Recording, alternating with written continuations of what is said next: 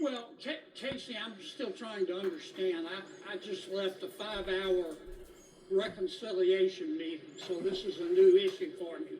May I ask, why were they detained? Were they breaking the law, or why were they detained?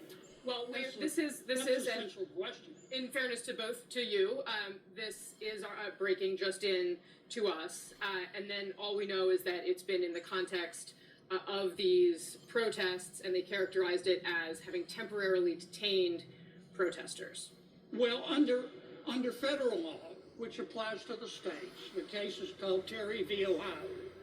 If a law enforcement official doesn't have probable cause to arrest you, but does have reasonable suspicion, which is a lower standard, to believe that you have been or are about to commit a crime, the Supreme Court has said that law enforcement official can stop you temporarily if they think you have a weapon. For example, if there's a bulge in your jacket, they can frisk you, but they can't detain you for long periods of time without probable cause. It's called stop and frisk, reasonable suspicion, Terry v. Ohio, and it's determined on a case-by-case basis. And are you comfortable, of course, I think the distinction here being, we do know, according to these reports, that these people were being held to be turned over to law enforcement officials with the authority to decide whether these people should be charged with something. Are you comfortable with these federalized National Guard troops having taken that step? Well, it depends on why they were detained. If they were detained just because they were protesting and they weren't breaking the law, no, I wouldn't be comfortable with National Guard or local police doing that. On the other hand, if they were in the midst of a riot and were breaking the law, let me put it another way.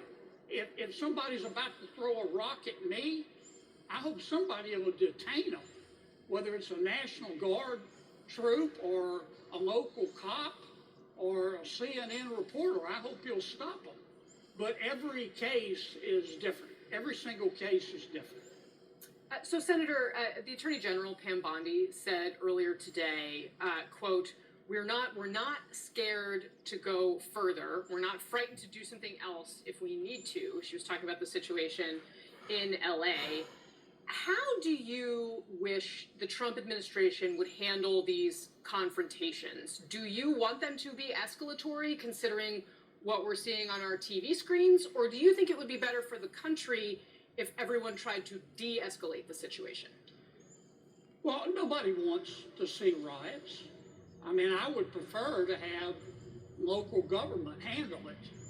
I mean, the situation we have here, we have a lot of peaceful protests, and that's fine. That's America. You have the right to do that.